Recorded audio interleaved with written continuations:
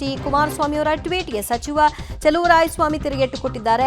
D Kumaraswamy ಅವರು ದೆಹಲಿಯಲ್ಲಿದ್ದಾರೆ, ಅವರು ಇದ್ದಾಗ ಏನೇನಾಗಿದೆ ಅಂತ ಗೊತ್ತಿದೆ ಅನ್ನುವಂತಹ ನಿಟ್ಟಿನಲ್ಲಿ ಅಗೇನ್ ರಾಜಕೀಯ ತಪ್ಪಿತಸ್ಥರ ವಿರುದ್ಧ ಕ್ರಮ ಆಗೇ ಆಗುತ್ತೆ ಅಂತ ಪುನರುಚ್ಚರಿಸಿದ್ದಾರೆ.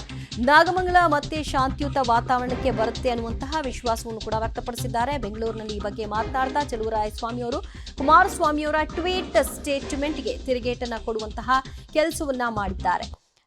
ಡಿ ಕುಮಾರಸ್ವಾಮಿ ಅವರು ದೆಹಲಿಯಲ್ಲಿದ್ದಾರೆ, ಆದರೆ ಅವರು ಇಲ್ಲಿದ್ದಾಗ ಏನೇನು ಆಗಿದೆ ಅನ್ನೋದು ನಮಗೂ ಗೊತ್ತಿದೆ. ಸೊ ಈಗ ಪರಿಸ್ಥಿತಿಯನ್ನ ಲಾಭವನ್ನ ಪಡ್ಕೊಳ್ಳೋದ್ರ ಪ್ರಯತ್ನ ಬೇಡ ಅನ್ನುವಂತಹ ನಿಟ್ಟಿನಲ್ಲಿ ಅವರು ಕೂಡ ಕಿಡಿಕಾರಿದ್ದಾರೆ. ನಾವು ಮಾತನಾಡಿದ್ರೆ ತಪ್ಪಾಗುತ್ತೆ. ಬಹುಶಃ ಅವರು ಕೇಂದ್ರ ಸಚಿವರಾಗಿದ್ದಾರೆ, ನಾನು ರಾಜ್ಯದಲ್ಲಿ ಸಚಿವರಾಗಿದ್ದೆ. ರಾಜ್ಯ ಸರ್ಕಾರ ಕೇಂದ್ರ ಸರ್ಕಾರ ಎಲ್ಲವೂ ದೇಶ ರಾಜ್ಯ ಜನರ ಹಿತಕ್ಕೆ ನಾವು ಮಾಡಬೇಕಾಗುತ್ತೆ.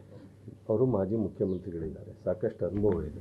ನಾನು ಅಂದ್ಕೊಂಡಿದ್ದೀನಿ ಅವರು ಇದನ್ನು ತಿಳಿ ಆಗುವಂಥದ್ದಕ್ಕೆ ಅವರ ಸೂಚನೆ, ತಿಳುವಳಿಕೆ, ಸಜೆಷನ್ನು ಮತ್ತು ಅವರ ಏನಾದ್ರು ಮಾರ್ಗದರ್ಶನ ಇದ್ದರೆ ಕೊಡ್ತಾರೆ ಅಂದ್ಕೊಂಡಿದ್ದೀನಿ. ಅದನ್ನು ಮೀರಿ ಅವರು ಇದನ್ನು ರಾಜಕೀಯವಾಗಿ ಮಾತನಾಡ್ತೀನಿ ಅಂದರೆ ದೇವರವರು ಒಳ್ಳೇದು ಮಾಡಲಿ.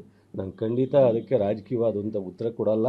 ಈ ಇಶ್ಯೂನಲ್ಲಿ ಅದು ನನ್ನ ಸ್ವತಃ ಕ್ಷೇತ್ರ, ನನ್ನ ಜಿಲ್ಲೆ ಆಗಿರ್ಬೋದು, ನನ್ನ ರಾಜ್ಯದಲ್ಲಿ ಯಾವುದೇ ಮೂಲೆಯಲ್ಲಾಗಿರ್ಬೋದು, ನಮ್ಮ ಸರ್ಕಾರದ ಬದ್ಧತೆ ಮೊದಲ ಆದ್ಯತೆ ಸಾರ್ವಜನಿಕರ ರಕ್ಷಣೆ ಮಾಡ್ತಕ್ಕಂಥದ್ದು, ಸಾರ್ವಜನಿಕರ ಆಸ್ತಿ ರಕ್ಷಣೆ ಮಾಡ್ತಕ್ಕಂಥದ್ದು.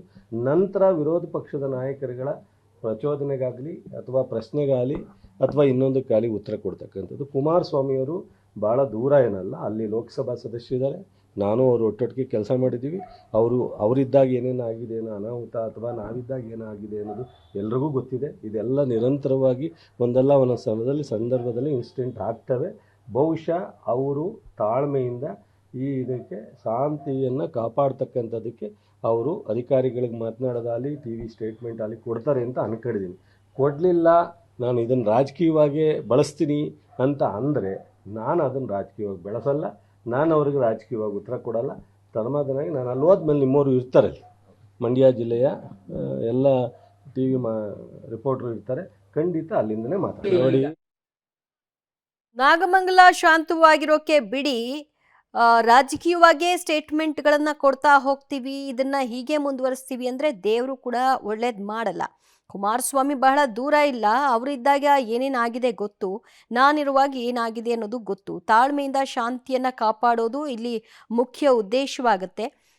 ಮುಲಾಜಿಲ್ಲದೆ ಯಾರೇ ತಪ್ಪಿತಸ್ಥರಿದ್ರೂ ಕೂಡ ಅವರ ವಿರುದ್ಧವಾಗಿ ಕ್ರಮ ತೆಗೆದುಕೊಳ್ತೀವಿ ಅಂತ ಹೇಳ್ತಾ ಇದ್ದಾರೆ. ತಪ್ಪಿತಸ್ಥರ ವಿರುದ್ಧ ತನಿಖೆ ಆಗ್ತಾ ಇದೆ ಅನ್ನುವಂತಹ ನಿಟ್ಟಿನಲ್ಲಿ ಮಾತನಾಡಿದ್ದಾರೆ. ಸಹಜವಾಗಿ ಈ ಪ್ರಕರಣ ವಿಷಯವಾಗಿ ಕುಮಾರಸ್ವಾಮಿ ಅವರು ಟ್ವೀಟ್ ಮಾಡಿದ್ರು. ಕಾಂಗ್ರೆಸ್ ಸರ್ಕಾರ ಅಧಿಕಾರಕ್ಕೆ ಬಂದ ಮೇಲೆ ಕೆಲ ಮುಸ್ಲಿಂ ಯುವಕರಿಗೆ ನಾವೇನು ಮಾಡಿದ್ರೂ ಕೂಡ ಸರಿ ಅನ್ನುವ ಭಾವನೆ ಬಂದಿದೆ ಅಂತ ಅವರು ಆಕ್ಷೇಪಿಸಿದರು.